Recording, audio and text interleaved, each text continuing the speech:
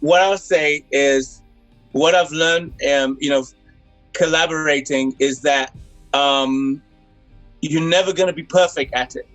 Yeah, you're never going to be the best collaborator because humans are different. Yeah, people are different. But what should always happen is that for me, is that you must challenge your ego. I can give you water in a cup, or I can give you water as an ice cube. It's still water. I need to check myself that what do I understand conceptually about what we're trying to achieve.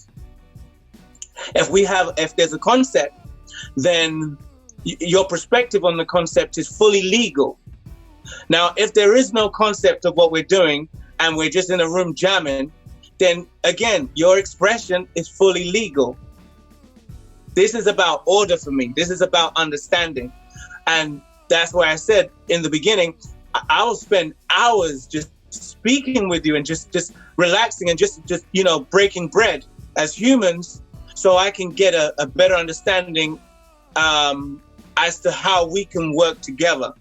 I'm not going to run into a room cold and expect that I'm going to enjoy, or you're going to enjoy everything about this process, because we don't know each other. This is like speed dating.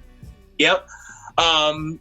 So the key thing is communication, build a rapport, be humble, and forget your accolades. Leave your awards, your accolades, your streaming numbers outside of the room.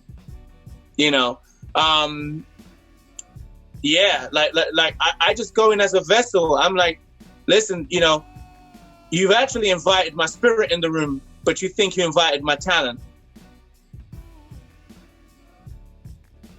So that's it for me. So as long as I stay true to the spirit that's in me, then it will supersede my talent, and it will make my smallest contribution have something in it that I don't know what it is, but it has something. That little word you said there, that little melody change there, that's it. And as long as I remember that it's not me, because if it was me, I would do it every day. If it was me, as you hear people say it all the time, I'll put it in a bottle and I'll sell it. But I can't sell it. So I'm learning to celebrate later in the day than perhaps I think I should have. Yeah. But I'm learning to celebrate sometimes just by stopping and saying, like I say to my business partner, yo, let's just hold on a second. We just did that. Like we just reached that milestone, and we did it together.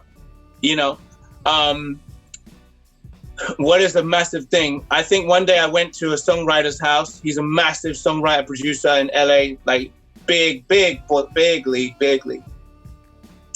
And he said, how did you do it? And I'm like, how did you do what? He said, how did you get 2 records with Beyonce? And I'm like, your whole house, every wall, there is no paint left on the wall because you have so many plaques. I'm thinking, what does my 2 little records mean in comparison to your whole career? Yeah. And I was like, but you have records with Beyonce. And he said, yes, but I only have 1.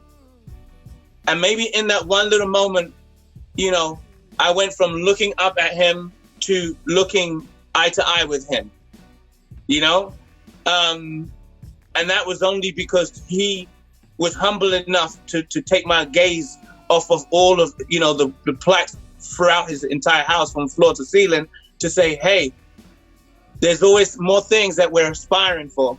And you've basically achieved something that I'm still aspiring for. So yeah, sometimes the humility doesn't come from me. It's induced by somebody else's humility. Sitting in the room with Beyonce. Yeah. Sitting in the room creating, not sitting in the room because I was at a concert. Sitting in the room creating.